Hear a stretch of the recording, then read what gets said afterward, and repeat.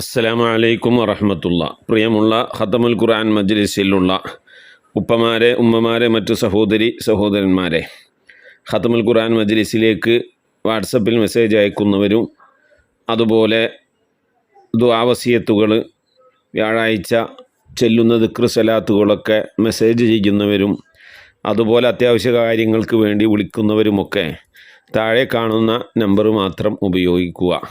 അവസാനം 700 ഒരു നമ്പർ ഉണ്ടായിരുന്നു. ആ നമ്പറിൽ വാട്സപ്പ് പെട്ടെന്ന് തന്നെ കട്ടാകും. ആ നമ്പറിൽ വിളിച്ചാൽ കിട്ടില്ല. ഇൻഷാ അല്ലാഹ് 286 ലാസ്റ്റുള്ള ഈ നമ്പർ ഉപയോഗിക്കാൻ വേണ്ടി ശ്രമിക്കുക. അള്ളാഹു തൗഫീഖ് നൽകട്ടെ. ആമീൻ. ഇൻഷാ അല്ലാഹ് നമുക്ക് ഖുർആൻ പാരായണത്തിലേക്ക് കടക്കാം. വെൽക്കം ടു ദ ഖത്മുൽ ഖുർആൻ മജ്ലിസ് ഓഫ് MS വോയിസ്. أعوذ بالله من الشيطان الرجيم. بسم الله الرحمن الرحيم. الحمد لله رب العالمين. الرحمن الرحيم. مالك يوم الدين. إياك نعبد وإياك نستعين. اهدنا الصراط المستقيم. صراط الذين أنعمت عليهم غير المغضوب عليهم ولا الضالين.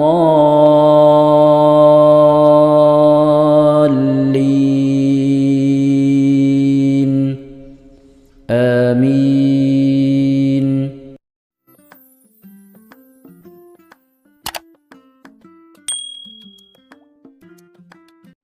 والنجم إذا هوى ما ضل صاحبكم وما غوى وما ينطق عن الهوى إن هو إلا وحي يوحى. علمه شديد القوى ذو مرة فاستوى وهو بالأفق الأعلى. ثم دنا فتدلى فكان قاب قوسين أو أدنى. فأوحى إلى عبده ما أوحى. ما كذب الفؤاد ما رأى. أفتمارونه على ما يرى. ولقد رآه نزلة أخرى عند سدرة المنتهى. عندها جنة المأوى إذ يغشى السدرة ما يغشى. ما زاغ البصر وما طغى. لقد رأى من آيات ربه الكبرى. أفرأيتم اللات والعزى ومناة الثالثة الأخرى. ألكم الذكر وله الأنثى. تلك إذا قسمة ضيزى. إن هي إلا أسماء سميتموها أنتم وآباؤكم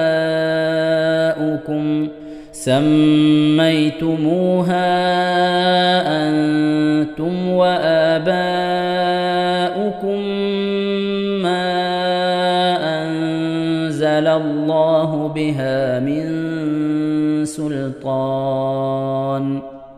إن يتبعون إلا الظن وما تهوى الأنفس. ولقد جاءهم من ربهم الهدى.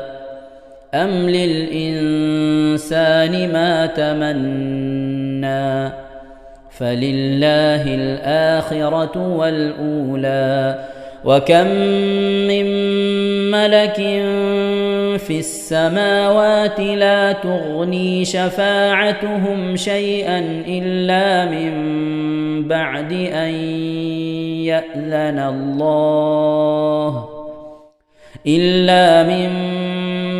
أن يأذن الله لمن يشاء ويرضى إن الذين لا يؤمنون بالآخرة ليسمون الملائكة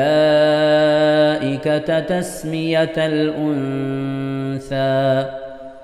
وما لهم به من علم إن يتبعون إلا الظن وإن الظن لا يغني من الحق شيئا فأعرض عمن تولى عن ذكرنا ولم يرد إلا الحياة الدنيا ذلك مبلغهم من العلم إن ربك هو أعلم بمن ضل عن سبيله وهو أعلم بمن اهتدى ولله ما في السماوات وما في الأرض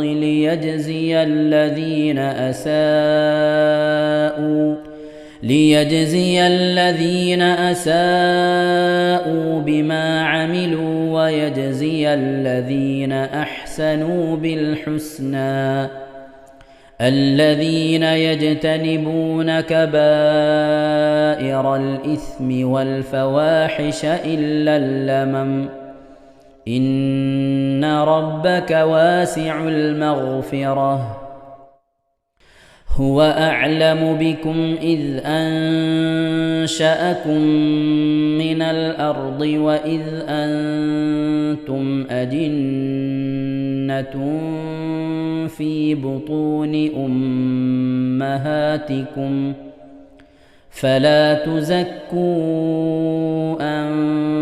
أنفسكم هو أعلم بمن اتقى أفرأيت الذي تولى وأعطى قليلا وأكدى أعنده علم الغيب فهو يرى أم لم ينبأ بما في صحف موسى وإبراهيم الذي وفى ألا تزر وازرة وزر أخرى وأن ليس للإنسان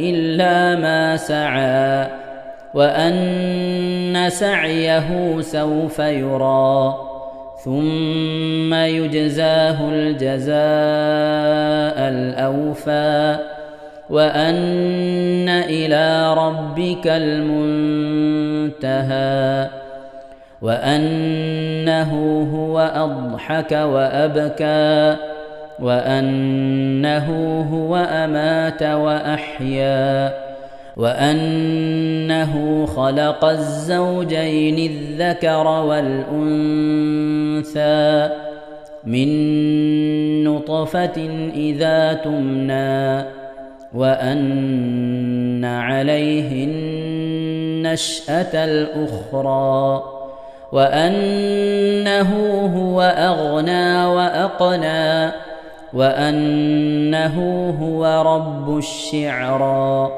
وأنه أهلك عادا الأولى وثمود فما أبقى وقوم نوح من قبل إنهم كانوا هم أظلم وأطغى والمؤتفكة أهوى فغشاها ما غشى فبأي آلاء ربك تتمارى هذا نذير من النذر الأولى أزفت الآزفة ليس لها من دون الله كاشفة أفمن هذا الحديث تعجبون وتضحكون ولا تبكون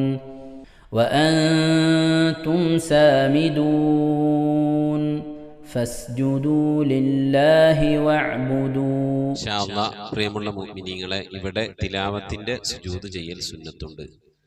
ഞാൻ തിലാവത്തിന്റെ സുജൂദ് ചെയ്യുന്നു എന്ന് നിയ്യത്ത് ചെയ്ത് അല്ലാഹു അക്ബർ എന്ന് പറഞ്ഞ് കൈകെട്ടി നേരെ ഒരു സുജൂദിലേക്ക് പോവുക. സുജൂദിൽ സജ്ജദ വജ്ഹിയലില്ലദി ഖലഖഹു വഖദ്ദറഹു വശഖ സമഅഹു വബസറഹു ബിഹൗലിഹി വഖുവ്വതിഹി ഫതബാറകല്ലാഹു അഹ്സനുൽ ഖാലിഖീൻ എന്നുള്ള ദിക്ർ ഒരു വട്ടം ചൊല്ലുക. അത് അറിയുന്നവർ അത് ചൊല്ലുക, അല്ലെങ്കിൽ സുബ്ഹാന റബ്ബിൽ അഅല വബിഹംദിഹി എന്ന് ചൊല്ലുക. അതിനുശേഷം അല്ലാഹു അക്ബർ എന്ന് പറഞ്ഞ് എഴുന്നേറ്റ് അത്തഹിയാത്തിനിരിക്കുന്നത് പോലെ ഇരുന്ന ശേഷം അസ്സലാമു അലൈക്കും വറഹ്മത്തുള്ളാഹി എന്ന് വലഭാഗത്തേക്കും അസ്സലാമു അലൈക്കും വറഹ്മത്തുള്ളാഹി എന്ന് പറഞ്ഞ് ഇടഭാഗത്തേക്കും സലാം ഇട്ടുക. ഇങ്ങനെയാണ് തിലാവത്തിന്റെ സുജൂദ് ചെയ്യേണ്ടത്. ഇൻഷാ അല്ലാഹ് എല്ലാവരും വീഡിയോ സ്റ്റോപ്പ് ചെയ്ത് തിലാവത്തിന്റെ സുജൂദ് ചെയ്ത ശേഷം ഇൻഷാ അല്ലാഹ് വീഡിയോ പ്ലേ ചെയ്ത് ഖുർആൻ ഓതുക. ബാക്കി ബിസ്മില്ലാഹിർ റഹ്മാനിർ റഹീം.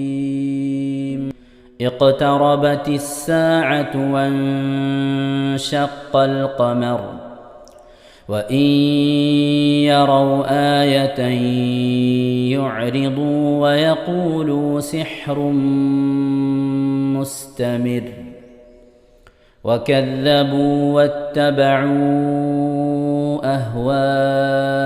أهواءهم وكل أمر مستقر ولقد جاءهم من الأنباء ما فيه مزدجر حكمة بالغة فما تغني النذر فتول عنهم يوم يدعو الداع إلى شيء نكر خش عن أبصارهم يخرجون من الأجداث كأنهم جراد منتشر مهطعين إلى الداع يقول الكافرون هذا يوم عسر كذبت قبلهم قوم نوح فكذبوا عبدنا وقالوا مجنون وازدجر فدعا ربه أني مغلوب فانتصر ففتحنا أبواب السماء بماء منهمر وفجرنا الأرض عيونا فالتقى الماء على أمر قد قدر وحملناه على ذات ألواح ودسر تجري بأعيننا جزاء لمن كان كفر ولقد تركناها آية فهل من مدكر فكيف كان عذابي ونذر ولقد يسرنا القرآن للذكر فهل من مدكر كذبت عاد فكيف كان عذابي ونذر إنا أرسلنا عليهم ريحا صرصرا في يوم نحس مستمر تنزع الناس كأنهم أعجاز نخل منقعر فكيف كان عذابي ونذر ولقد يسرنا القرآن للذكر فهل من مدكر كذبت ثمود بالنذر فقالوا أبشرا منا واحدا نتبعه إنا إذا لفي ضلال وسعر أألقي الذكر عليه من بيننا بل هو كذاب أشر سيعلمون غدا من الكذاب الأشر إنا مرسل الناقة فتنة لهم فارتقبهم واصطبر صدق الله العظيم. അല്ലാഹു സുബ്ഹാനഹു തആല നാം ഓതിയതായി പരിശുദ്ധമായ ഖുർആൻ ഷരീഫിനെ നാം എല്ലാം സ്വീകരിക്കട്ടെ. എന്തായാലും പാകപ്പിഴകളൊക്കെ വന്നു അല്ലാഹു വിട്ടുപുറത്ത് മാപ്പാക്കി നൽകി അനുഗ്രഹിക്കട്ടെ. നമ്മൾ ഓതിയ പരിശുദ്ധമായ ഖുർആൻ നാളെ നമുക്ക് ശഫാഅത്ത് നിൽക്കുന്ന രീതിയിലുള്ള ഒരു ഖുർആൻ പാരായണമായി അല്ലാഹു നമ്മിൽ നിന്ന് കബൂൽ ചെയ്യട്ടെ. ഇതിൻ്റെയൊക്കെ പ്രതിഫലം നമ്മിൽ നിന്ന് മരണപ്പെട്ടവരുടെയൊക്കെ ഖബറിലേക്ക് എത്തിച്ച് അവരുടെ ഖബറിൽ കിടന്നുകൊണ്ട് ആ പ്രതിഫലം കണ്ട് സന്തോഷിക്കാൻ അല്ലാഹു അവർക്ക് തൗഫീഖ് നൽകി അനുഗ്രഹിക്കട്ടെ. അതുപോലെ നാളെ നമുക്കും ഖബറിൽ നേരം പോക്കാക്കുന്ന ഒരു പുണ്യകർമ്മമായി അല്ലാഹു നമ്മുടെ ഈ ദിക്റ് സ്വലാത്ത് ഈ ഒരുമിച്ച് കൂടലിനൊക്കെ അല്ലാഹു കബൂൽ ചെയ്യട്ടെ. ആമീൻ യാ റബ്ബൽ ആലമീൻ. പ്രിയമുള്ള മുഅ്മിനീങ്ങൾ, എന്തൊക്കെയാണ് വിശേഷങ്ങൾ? എല്ലാവർക്കും സുഖം തന്നെയല്ലേ? അല്ലാഹു സുബ്ഹാനഹു വ തആല ഇഹത്തിലും പരത്തിലും നമുക്കൊക്കെ സുഖവും സന്തോഷമൊക്കെ നൽകി അനുഗ്രഹിക്കട്ടെ. ആമീൻ യാ റബ്ബൽ ആലമീൻ. ഇൻഷാ അല്ലാഹ് മുഅ്മിനീങ്ങളെ, ഇന്ന് ബുധൻ, നാളെ വ്യാഴാഴ്ചയാണ്. പരമാവധി ഇശാഇന് മുമ്പ് ദിക്റ് സ്വലാത്തുകളൊക്കെ ചൊല്ലി മജ്ലിസിലേക്ക് അറിയിക്കേണ്ടത് 1700 നമ്പറിലേക്കല്ല, പിന്നെ 256 ലാസ്റ്റ് 256 നമ്പറിലേക്കാണ് അയക്കേണ്ടത്. അയക്കുമ്പോൾ ഇൻഷാ അല്ലാഹ് നിങ്ങളുടെ പേരും നാടൊന്നും പറയണം. ചിലപ്പോൾ ഞാനത് സേവ് ചെയ്തിട്ടുണ്ടാകില്ല. അല്ലാഹു സുബ്ഹാനഹു വ തആല നാം ഓതിയത് ചൊല്ലിയത് ഒരുമിച്ച് കൂടുന്നത്, അതുപോലെ നാം ചെയ്യുന്ന അമലുകളൊക്കെ അല്ലാഹു കബൂൽ ചെയ്യട്ടെ. നാളെ ഖബറിലേക്ക് ഉപകരിക്കുന്ന സൽക്കർമ്മമായി അല്ലാഹു സ്വീകരിക്കട്ടെ. ആമീൻ യാ റബ്ബൽ ആലമീൻ. റഷീദ മൈസൂരിൽ നിന്ന് പിന്നെ പ്രത്യേകം ദുആവസിയത്ത് ചെയ്തിട്ടുണ്ട്. ഭർത്താവിൻ്റെ ആണ്ടാണ്. ഒരു ഖത്തം ഓതിയിട്ടുണ്ട്. കുടുംബത്തിൽ നിന്ന് മരണപ്പെട്ടു പോയ എല്ലാവർക്കും വേണ്ടി, അതുപോലെ ഖത്മുൽ ഖുർആൻ മജ്ലിസിന് മരിച്ചവർക്കൊക്കെ വേണ്ടി ദുആ ചെയ്യാൻ പറഞ്ഞിട്ടുണ്ട്, ഹദിയാക്കാൻ പറഞ്ഞിട്ടുണ്ട്. പ്രിയപ്പെട്ട റഷീദമ്മ ഓതിയ ഖത്തം അല്ലാഹു കബൂൽ ചെയ്യട്ടെ. എന്തെങ്കിലും പാകപ്പിഴകൾക്കൊന്നും അല്ലാഹു വിട്ടുപുറത്ത് മാപ്പാക്കി നൽകി അനുഗ്രഹിക്കട്ടെ. പ്രിയപ്പെട്ടവരുടെ ഭർത്താവിൻ്റെ ആണ്ട് ദിവസമായി ഖബറിലേക്ക് അവരയക്കുന്ന ഗിഫ്റ്റാണ് പരിശുദ്ധമായ ഖുർആൻ്റെ ഈ ഖത്തം. അത് ഖിയാമത്ത് നാൾ വരെ ആ ഗിഫ്റ്റ്, ആ സന്തോഷം കണ്ട് ആ ഖബറിൽ അദ്ദേഹത്തിന് അത് നേരം പോക്കായ ഒരു അമലായി അള്ളാഹു സംവിധാനിക്കട്ടെ. ആമീൻ യാ റബ്ബൽ ആലമീൻ. ഓതിയതിൽ എന്തെങ്കിലുമൊക്കെ തെറ്റുകുറ്റങ്ങൾ വന്നുവൻ അള്ളാഹു വിട്ടുപുറത്ത് മാപ്പാക്കി നൽകി അനുഗ്രഹിക്കട്ടെ. ഓതിയ റഷീദമ്മാക്കും ഓതപ്പെട്ട ഭർത്താവിനും അതുപോലെ കുടുംബത്തിൽ മരണപ്പെട്ടു പോയവർക്കും ഒക്കെ ഖബറിൽ ഉപകരിക്കുന്ന സൽക്കർമ്മമായി അള്ളാഹു കബൂൽ ചെയ്ത് അനുഗ്രഹിക്കട്ടെ. ആമീൻ. അതുപോലെ ഖത്മുൽ ഖുർആൻ മജ്ലിസിൽ ഒരുപാട് ആളുകൾ മരിച്ചു വരുന്ന അവരുടെയൊക്കെ ഖബറിലേക്ക് അള്ളാഹു എത്തിച്ച് നൽകട്ടെ. ആമീൻ യാ റബ്ബൽ ആലമീൻ. നബീസമ്മ വളവന്നൂർ ജ്യേഷ്ഠത്തിയുടെ ആണ്ടാണ്. അവരുടെ പേരിൽ ഒരു ഖത്തം ഓതിയിട്ടുണ്ട്. ദിക്റ് സ്വലാത്തുകൾ മറ്റ് സൂറത്തുകളൊക്കെ ഓതിയിട്ടുണ്ട്. അള്ളാഹു കബൂൽ ചെയ്യട്ടെ, സ്വീകരിക്കട്ടെ. എന്തെങ്കിലും തെറ്റുകൾ സംഭവിച്ചതിന് വിട്ടുപുറത്ത് മാപ്പാക്കി നൽകി അനുഗ്രഹിക്കട്ടെ. പ്രിയപ്പെട്ട ജ്യേഷ്ഠത്തിയുടെ ഖബറിലേക്കുള്ള ഒരു ഗിഫ്റ്റായി, സമ്മാനമായി അള്ളാഹു അതിനെ ആ ജ്യേഷ്ഠത്തിൻ്റെ ഖബറിലേക്ക് എത്തിച്ച് നൽകി അനുഗ്രഹിക്കട്ടെ. അനുജത്തിയുടെ സമ്മാനം കണ്ട ഖബറിൽ കിടന്ന് സന്തോഷിക്കാൻ ജ്യേഷ്ഠത്തിക്ക് അല്ലാഹു തൗഫീഖ് നൽകട്ടെ. പരിശുദ്ധമായ ഖുർആൻ്റെ ഖത്മൊക്കെ ആവുന്ന നാൾ വരെ ആ സഹോദരിയുടെ ഖബറിലേക്ക് നേരം പോക്കായ ഒരു അമലായി അള്ളാഹു കബൂൽ ചെയ്യട്ടെ. ചെറിയ ദിക്റുകളും സ്വലാത്തുകളും ഒക്കെ ആ ഖബറിൽ അള്ളാഹു ആനന്ദവും സന്തോഷവും അലങ്കാരവും ഒക്കെ ആക്കി നൽകട്ടെ. ആമീൻ. അതുപോലെ നമ്മൾ നഫീസുമ്മാൻ്റെ ഉമ്മ, വാപ്പ, ഭർത്താവ്, കുടുംബാദികൾ പലവരും മരണപ്പെട്ടു പോയിട്ടുണ്ട്.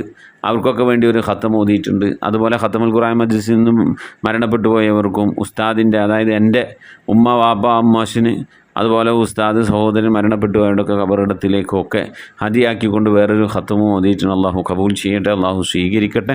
അർഹമായ പ്രതിഫലം ആ പ്രിയപ്പെട്ട ഉമ്മാക്ക്, ഓതിയ ഉമ്മാക്ക് അള്ളാഹു നൽകട്ടെ. ഓതപ്പെട്ട ഉമ്മ, വാപ്പ, ഭർത്താവ്, കുടുംബാദികൾ ആരൊക്കെ മരിച്ചു പോയിട്ടുണ്ട് അവരുടെയൊക്കെ ഖബറിടത്തിലേക്ക് അള്ളാഹു ഇതിൻ്റെ പ്രതിഫലം എത്തിച്ചു കൊടുക്കട്ടെ. ആ പ്രതിഫലമൊക്കെ കണ്ട് അവരെ ഓർത്തതിൻ്റെ പേരിൽ ആ സന്തോഷം അള്ളാഹു സുബ്ഹാനഹു വ തആല അവരുടെ ഖബറിൽ അള്ളാഹു നൽകി അനുഗ്രഹിക്കട്ടെ. ജീവിതകാലത്ത് സംഭവിച്ചു പോയ തെറ്റുകുറ്റങ്ങൾ ഒക്കെ അവരിൽ നിന്ന് നമ്മളെ അള്ളാഹു വിട്ടുപുറത്ത് മാപ്പാക്കി നൽകട്ടെ. ചെയ്ത സൽക്കർമ്മങ്ങളൊക്കെ അള്ളാഹു കബൂൽ ചെയ്യട്ടെ. ആമീൻ യാ റബ്ബൽ ആലമീൻ. ഇൻഷാ അല്ലാഹ് പ്രിയമുള്ള മുഅ്മിനീങ്ങളെ, നമ്മിൽ നിന്ന് മരണപ്പെട്ടു പോയവരുടെ പേരിൽ ഫാത്തിഹ ഖിലാസ് മുഅവ്വദത്തൈൻ ഓതി ഇൻഷാ അല്ലാഹ് നമുക്ക് ദുആയിലേക്ക് പ്രവേശിക്കാം. إلى حضرة نبينا سيدنا وشفينا وحبيبنا ومنجينا ومرشدنا وهادينا محمد صلى الله عليه وسلم. الفاتحة. أعوذ بالله من الشيطان الرجيم. بسم الله الرحمن الرحيم. الحمد لله رب العالمين الرحمن الرحيم مالك يوم الدين. إياك نعبد وإياك نستعين. اهدنا الصراط المستقيم صراط الذين أنعمت عليهم غير المغضوب عليهم ولا الضالين. رب اغفر لي آمين. بسم الله الرحمن الرحيم. قل هو الله أحد الله الصمد لم يلد ولم يولد ولم يكن له كفوا أحد. بسم الله الرحمن الرحيم. قل هو الله أحد الله الصمد لم يلد ولم يولد ولم يكن له كفوا أحد. بسم الله الرحمن الرحيم. قل هو الله أحد الله الصمد لم يلد ولم يولد ولم يكن له كفوا أحد. بسم الله الرحمن الرحيم. قل أعوذ برب الفلق من شر ما خلق ومن شر غاسق إذا وقب ومن شر النفاثات في العقد ومن شر حاسد إذا حسد. بسم الله الرحمن الرحيم. قل أعوذ برب الناس ملك الناس إله الناس من شر الوسواس الخناس الذي يوسوس في صدور الناس من الجنة والناس. الحمد لله رب العالمين. اللهم صل على سيدنا محمد وعلى آل سيدنا محمد كما صليت على إبراهيم وعلى آل إبراهيم وبارك على سيدنا محمد وعلى آل سيدنا محمد كما باركت على إبراهيم وعلى آل إبراهيم في العالمين إنك حميد مجيد. سبحان المبدئ سبحان الباقي سبحان المضي سبحان العلي الأعلى سبحانه وتعالى لا شريك له برحمتك يا أرحم الراحمين. പടച്ചവനെ ലോകരക്ഷിതാവേ റഹ്മായ അല്ലാഹ്, ഞങ്ങൾ ഓതിയതായ പരിശുദ്ധമായ ഖുർആൻ ശരീഫിനെ സ്വീകരിക്കണേ അല്ലാഹ്. എന്തെങ്കിലും പാകപ്പെടണമെന്ന് പോലും വിട്ടുപുറത്ത് മാപ്പാക്കണേ അല്ലാഹ്. റഹ്മാനായ റബ്ബേ, ഇതിനൊക്കെ മിഥില സവാബിനെ ഞങ്ങളെ ഹബീബ് മുത്തു മുഹമ്മദ് മുസ്തഫ സല്ലല്ലാഹു അലൈഹി വസല്ലം തങ്ങളെ ഹദറത്തിലേക്ക് എത്തിക്കണേ അല്ലാഹ്. ഞങ്ങൾ ഓരോ ദിവസം ചെല്ലുന്ന സലാത്തുകളെ ഹബീബിന്റെ ഹദറത്തിലേക്ക് എത്തിക്കണേ അല്ലാഹ്. ഓരോ ദിവസവും നബിയുടെ മേൽ ഞങ്ങൾ സലാം ചെല്ലുന്നത് ഹബീബിന്റെ ഹദറത്തിലേക്ക് എത്തിക്കണേ അല്ലാഹ്. റഹ്മാനായ റബ്ബേ, നിന്റെ മഹൽ ഫദ്ൽ കൊണ്ട് അല്ലാഹ് ആ പുണ്യപ്രവാചകന്റെ ശഫാഅത്ത് ലഭിക്കുന്നവരുടെ കൂട്ടത്തിൽ ഈ പാപികളായ ഞങ്ങളെ, ഞങ്ങൾ അഹ്ലുകാർ, ഞങ്ങളുമായി ബന്ധപ്പെട്ട് ഞങ്ങളെ സ്നേഹിച്ചവർ, സഹായിച്ചവർ, ഭക്ഷണം നൽകിയവർ, വസ്ത്രം നൽകിയ, സദുപദേശം നൽകിയവർ, ഇൽമു പഠിപ്പിച്ച ഉസ്താദുമാർ, ഞങ്ങൾ അഭ്യുദയകാംക്ഷികളെല്ലാവരും നീ ഉൾപ്പെടുത്തി അനുഗ്രഹിക്കണേ അല്ലാഹ്. എല്ലാ അമ്പിയാക്കളും മുർസലീങ്ങൾ അവരുടെ അനുചരന്മാരുടെ ഹദറത്തിലേക്ക് എത്തിക്കണേ അല്ലാഹ്. അഹ്ലു ബൈത്തിന്റെ ഹദറത്തിലേക്ക്, ഉമ്മഹാത്തുൽ മുഅ്മിനീങ്ങളുടെ ഹദറത്തിലേക്ക്, അയിമ്മത്തുൽ മുജ്തഹിദീങ്ങളുടെ ഹദറത്തിലേക്ക്, ഖുലഫാഉർ റാഷിദീങ്ങളുടെ ഹദറത്തിലേക്ക്, താബീങ്ങളുടെ താബീങ്ങളുടെ ഹദറത്തിലേക്ക് എത്തിക്കണേ അല്ലാഹ്. റഹ്മാനായ റബ്ബേ, സഹാബുൽ ബദരീങ്ങൾ, ഉഹദീങ്ങൾ, എല്ലാ സഹാബത്തെ ഇക്റാമിന്റെ ഹദറത്തിലേക്കും എത്തിക്കണേ അല്ലാഹ്. റഹ്മാനായ റബ്ബേ, ഞങ്ങൾ സിയാറത്ത് ചെയ്തിട്ടുള്ളതായ ഞങ്ങളുടെ ഔലിയാക്കൾ, ഞങ്ങളെ നാടുകളിൽ ദിവസരമം കൊള്ളുന്നതായ ഔലിയാക്കൾ, ഞങ്ങൾ ഫാത്തിഹ ഓതുന്നതായ മഹാന്മാരായ ഉന്നത ദറജയിലുള്ള നിന്റെ ഔലിയാക്കൾ, എല്ലാ ഔലിയാക്കളെയും ഹദറത്തിലേക്ക് ഞങ്ങൾ ഓതിയതിൻ്റെ ചൊല്ലിയതിനൊക്കെ മിഥില സവാബിനെ എത്തിക്കണേ അല്ലാഹ്. എല്ലാ സ്വാലിഹീങ്ങൾ, സജ്ജനങ്ങൾ, മശായിഖന്മാർ, ഖൈറിന്റെ അഹ്ലുകാർ, ശോതാക്കൾ, സിദ്ദീഖീങ്ങളൊക്കെ ഹദറത്തിലേക്ക് എത്തിക്കണേ അല്ലാഹ്. അവർക്കൊക്കെ നിന്റെ അടുക്കലുള്ള പദവികളെ, ദറജകളെ, സ്ഥാനങ്ങൾ ഉയർത്തി കൊടുക്കണേ അല്ലാഹ്. അവരുടെയൊക്കെ ഹക്ക് ജാഹ് ബർക്കത്ത് കൊണ്ട് ഞങ്ങളൊക്കെ ആക്കിബത്ത് നന്നാക്കി തരണേ അല്ലാഹ്. ഈമാൻ സലാമത്തിലാക്കി തരണേ അല്ലാഹ്. ഇരുലോക വിജയികൾ ഉൾപ്പെടുത്തി അനുഗ്രഹിക്കണേ അല്ലാഹ്. റഹ്മാനായ റബ്ബേ അല്ലാഹുവേ, ഞങ്ങളുടെ ഉമ്മ വഴിക്കും ഉപ്പ വഴിക്കും കൂട്ടുകുടുംബാദികളിൽ നിന്നും ബന്ധുമിത്രാദികളിൽ നിന്നും ഒരുപാട് ആളുകൾ മരിച്ചു പോയിട്ടുണ്ട്. അല്ലാഹ് റഹ്മാനായ റബ്ബേ അല്ലാഹുവേ, ഞങ്ങളിന്ന് മരണപ്പെട്ടു എല്ലാവരുടെയും ഹളറത്തിലേക്ക് എത്തിക്കണേ. എന്താ ഭർത്താവ് മരിച്ചു പോയവരുണ്ട്, ഭാര്യ മരിച്ചു പോയവരുണ്ട്, വല്യപ്പമാർ വല്യമ്മമാർ മരണപ്പെട്ടു പോയവരുണ്ട്, ഉമ്മ മരിച്ചു പോയവരുണ്ട്, ഉപ്പ മരണപ്പെട്ടു പോയവരുണ്ട്, സഹോദരി സഹോദരന്മാർ മരിച്ചു പോയവരുണ്ട്, പേരമക്കൾ മരണപ്പെട്ടു പോയവരുണ്ട്. റഹ്മാനായ റബ്ബേ, കെട്ടുബന്ധത്തിൽ നിന്നും കുടുംബ ബന്ധത്തിൽ നിന്നും സുഹൃത്ത് ബന്ധങ്ങളിൽ നിന്നും സ്നേഹബന്ധങ്ങളിൽ നിന്നും അയൽപക്ക ബന്ധങ്ങളിൽ നിന്നും ഒക്കെയായി റബ്ബേ ഞങ്ങളിൽ നിന്ന് പലവരും മരിച്ചു ഒരുക്കുന്നു. അല്ല അവിടൊക്കെ ഹളറത്തിലേക്ക് ഞങ്ങൾ ഈ ചൊല്ലിയതിൻ്റെ ഓതിയതിൻ്റെയൊക്കെ മിഥില ഥവാബിന് എത്തിച്ചു കൊടുക്കണേ. അല്ലാഹ് റബ്ബേ അല്ലാഹു അതിൻ്റെ മഹൽ ബദൽ കൊണ്ട് അല്ലാഹ് അവരുടെ നാളെ ഞങ്ങളെ ഖബറൊക്കെ നീ ജന്നത്താക്കി നൽകണേ. അല്ലാഹ് സന്തോഷത്തിലാക്കണേ. അല്ലാഹ് കണ്ണെത്താ ദൂരത്തേക്ക് ഖബർ നീ വിശാലമാക്കി കൊടുക്കണേ. അല്ലാഹ് റഹ്മാനായ റബ്ബേ, സ്വർഗീയ അനുഗ്രഹങ്ങൾ കൊണ്ട് നിറക്കപ്പെട്ട നേരം പോക്കാക്കിയ ഖബറാക്കിയ അവരുടെ ഖബർ ഞങ്ങളെ ഖബർ നീ മാറ്റിത്തരണേ റഹ്മാനേ. അല്ലാഹുവേ, നിന്റെ മഹദൂബിനെ കൊണ്ട് ആഫത്ത് മുസീബത്തുകളിൽ നിന്ന് കാക്കണേ. അല്ലാഹ് പെട്ടെന്നുള്ള മരണങ്ങളിൽ നിന്ന് മാറാവ്യാധികളിൽ നിന്ന് കാക്കണേ. അല്ലാഹ് ക്യാൻസർ ട്യൂമർ പോലത്തെ പകർച്ചാവ്യാധികളിൽ നിന്ന് കാക്കണേ. അല്ലാഹ് റബ്ബേ, ക്യാൻസർ ബാധിച്ചുകൊണ്ട് പ്രയാസപ്പെടുന്നവർ ഞങ്ങളുടെ ഇടയിലുണ്ട്, ഞങ്ങളുമായി ബന്ധപ്പെട്ട കുടുംബക്കാർ അയലുകാർ പരിചയക്കാരിലുണ്ട്. അല്ലാഹു നീ ശിഫ നൽകണേ. അല്ലാഹ് അത്തരത്തിന് രോഗാണുക്കൾ വല്ലത് ഞങ്ങളുടെ ശരീരത്തിലുണ്ടെങ്കിൽ അല്ലാഹ് ഞങ്ങൾ അറിയുന്നതിന് മുമ്പ് അതിനൊക്കെ നീ ശിഫാ വിധിക്കണേ. അല്ലാഹ് റഹ്മാനായ റബ്ബേ, നിന്റെ താഴത്തിനും പൊരുത്തത്തിനുമായുള്ള ദീർഘായുസ് നൽകണേ. അല്ലാഹു നിന്റെ മഹൽ ഫദ്ൽ കൊണ്ട് അല്ലാഹ് ഇരുലോക വിജയികൾ ഞങ്ങളെ നീ ഉൾപ്പെടുത്തി അനുഗ്രഹിക്കണേ. അല്ലാഹ് റബ്ബേ, ജോലിയില്ലാതെ പ്രയാസപ്പെടുന്നവന് ഹൈറായ ജോലി നൽകണേ. അല്ലാഹ് വിസ കിട്ടാതെ വിഷമിക്കുന്നവന് ഹൈറായ വിസ കിട്ടണേ. അല്ലാഹ് അക്കാമ കിട്ടാതെ ലൈസൻസ് കിട്ടാതെ പ്രയാസപ്പെടുന്നവന് ഹൈറിലാക്കണേ. അല്ലാഹ് വിദേശത്തും സ്വദേശത്തൊക്കെ ജോലി ചെയ്യുന്ന ജോലികളിൽ ബർക്കത്ത് നൽകണേ.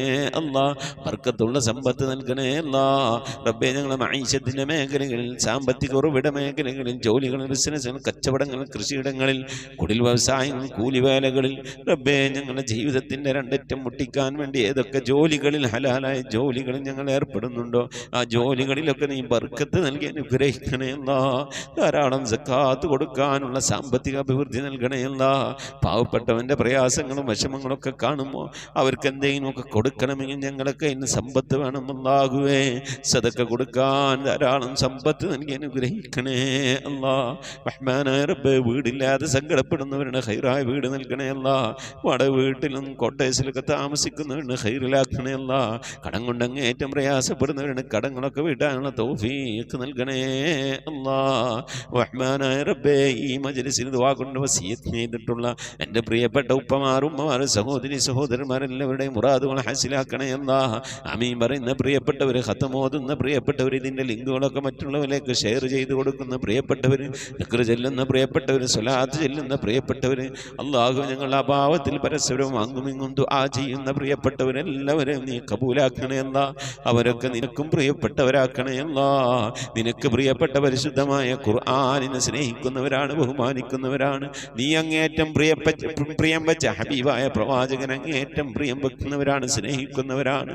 റബ്ബേ, അതുകൊണ്ട് നീ ഞങ്ങളെ സ്നേഹിക്കണേ. അല്ലാഹ് നീ ഞങ്ങളെ ഏറ്റെടുക്കണേ. അല്ലാഹ് ഞങ്ങളെ കുറഞ്ഞ അമല് കൊണ്ട് നീ ഞങ്ങളെ തൃപ്തിപ്പെടണേ. അല്ലാഹ് ഇരു വീട്ടിൽ ഞങ്ങളെ നീ രക്ഷപ്പെടുത്തി അനുഗ്രഹിക്കണേ. അല്ലാഹ് റഹ്മാനായ റബ്ബേ, നിന്റെ മഹൽ ഫദ്ൽ കൊണ്ട് ഈ മജ്ലിസിൽ ദുആ വസിയത്ത് ചെയ്തിട്ടുള്ളവർ, ഇതിൻ്റെ ലിങ്കുകളൊക്കെ മറ്റുള്ളവരിലേക്ക് ഷെയർ ചെയ്ത് കൊടുക്കുന്നവർ, പരിശുദ്ധമായ ഖുർആന്റെ സന്ദേശം മറ്റുള്ളവരിലേക്ക് എത്തിക്കുന്നവർ, എല്ലാ ഉമ്മമാരെയും ഉപ്പമാരെയും നീ സ്വീകരിക്കണേ. അല്ലാഹ് ഖബൂലാക്കി അനുഗ്രഹിക്കണേ. അല്ലാഹ് പടച്ചവനെ, ലോകരക്ഷിതാവായ അർഹമുർ-റഹീമായ അല്ലാഹു മരിക്കുന്നതിൻ്റെ മുമ്പ് മഖബൂലും മബ്റൂറുമായ ഹജ്ജും ഉംറയും മർദിയായ സിയാറത്തൊക്കെ ചെയ്യാനുള്ള തൗഫീഖ് നൽകണേ. അല്ലാഹുവേ, ഹജ്ജ് ചെയ്യാതെ ഉംറ ചെയ്യാതെ ഹബീബായ പ്രവാചകൻ സല്ലല്ലാഹു അലൈഹി വസല്ലം തങ്ങളുടെ റൗള സിയാറത്ത് ചെയ്യാനുള്ള ഭാഗ്യം ലഭിക്കാതെ നീ ഞങ്ങളെ ഈ ദുനിയാവും തിരിച്ചു വിളിക്കല്ല. അല്ലാഹ് റഹ്മാനായ റബ്ബേ, ഖത്മ പൂർത്തിയാക്കാനുള്ള തൗഫീഖ് നൽകണേ. അല്ലാഹ് ഖുർആന്റെ അഖിലുകാലം ഞങ്ങളെ നീ ഉൾപ്പെടുത്തണയല്ല. ഖുർആന്റെ ശഫാഅത്ത് ലഭിക്കുന്നവരുടെ കൂട്ടത്തിൽ ഉൾപ്പെടുത്തണയല്ല. പരിശുദ്ധ ഖുർആനിനെ നെഞ്ചോട് ചേർത്ത് പിടിക്കാൻ തൗഫീഖ് നൽകണയല്ല. പരിശുദ്ധ ഖുർആൻ കൊണ്ട് ദുനിയാവും ആഖിറവും വിജയിക്കുന്നവരുടെ കൂട്ടത്തിൽ ഉൾപ്പെടുത്തി അനുഗ്രഹിക്കണേ അല്ലാഹ്. പടച്ചവനെ, നിന്റെ മഹദ് ഫദ്ല് കൊണ്ട് അല്ലാഹുവേ ഞങ്ങളെ നീ കബൂലാക്കണേ അല്ലാഹ്. മരിക്കുന്നതിന് മുമ്പ് ഹബീബായ പ്രവാചകൻ മുത്ത് മുഹമ്മദ് മുസ്തഫ സല്ലല്ലാഹു അലൈഹി വസല്ലം തങ്ങളുടെ വജ്ഹു ശരീഫ് കണ്ടുകൊണ്ട് സന്തോഷിച്ച് ആനന്ദിച്ച് സ്വർഗം കണ്ട് ലാ ഇലാഹ ഇല്ലല്ലാഹ് എന്ന കലിമത്ത് തൗഹീദ് ഉച്ചരിച്ചുകൊണ്ട് ഒരു വെള്ളിയാഴ്ച രാവിലെ ഒരു വെള്ളിയാഴ്ച പകലിലോ ഈ ദുനിയാവിൽ നിന്ന് വിട പറയാൻ നീ തൗഫീഖ് നൽകണേ അല്ലാഹ്. ഞങ്ങളെ സക്കറാത്ത് എളുപ്പമാക്കി തരണേ അല്ലാഹ്. മരണം നന്നാക്കി തരണേ അല്ലാഹ്. സ്വാലിഹീങ്ങൾ മരിക്കുന്നത് പോലെ ഈ ദുനിയാവിൽ നിന്ന് സന്തോഷത്തോടെ വിട പറയാൻ നീ തൗഫീഖ് നൽകണേ അല്ലാഹ്. ബിഹഖി മുഹമ്മദിൻ സല്ലല്ലാഹു അലൈഹി വസല്ലം വആലി മുഹമ്മദിൻ സല്ലല്ലാഹു അലൈഹി വസല്ലം വഅസ്ഹാബി മുഹമ്മദിൻ സല്ലല്ലാഹു അലൈഹി വസല്ലം. റബ്ബനാ ആതിനാ ഫിദ്ദുനിയാ ഹസനതൻ വഫിൽ ആഖിറതി ഹസനതൻ വഖിനാ അദാബന്നാർ. റബ്ബനാ ഇഗ്ഫിർ ലനാ വർഹംനാ വലിവാലിദീനാ വലിമൻ മാതു മിന്നാ യാ ഗാഫിറൽ മുദ്നിബീൻ. ആമീൻ ബിറഹ്മതിക യാ അർഹമർ റഹീമീൻ. സല്ലല്ലാഹു തആല വസല്ലം അലാ ഖൈരി ഖൽഖി സയ്യിദിനാ മുഹമ്മദിൻ വആലിഹി വസഹ്ബിഹി അജ്മഈൻ. സുബ്ഹാന റബ്ബിക റബ്ബിൽ ഇസ്സതി അമ്മാ യസിഫൂൻ വസലാമുൻ അലൽ മുർസലീൻ വൽഹംദുലില്ലാഹി റബ്ബിൽ ആലമീൻ. ബിഫദ്ലി സല്ലല്ലാഹു അലാ മുഹമ്മദ് സല്ലല്ലാഹു അലൈഹി വസല്ലം. സല്ലല്ലാഹു അലാ മുഹമ്മദ് സല്ലല്ലാഹു അലൈഹി വസല്ലം. അല്ലാഹുമ്മ സ്വല്ലി അലാ മുഹമ്മദ് യാ റബ്ബി സ്വല്ലി അലൈഹി വസല്ലിം.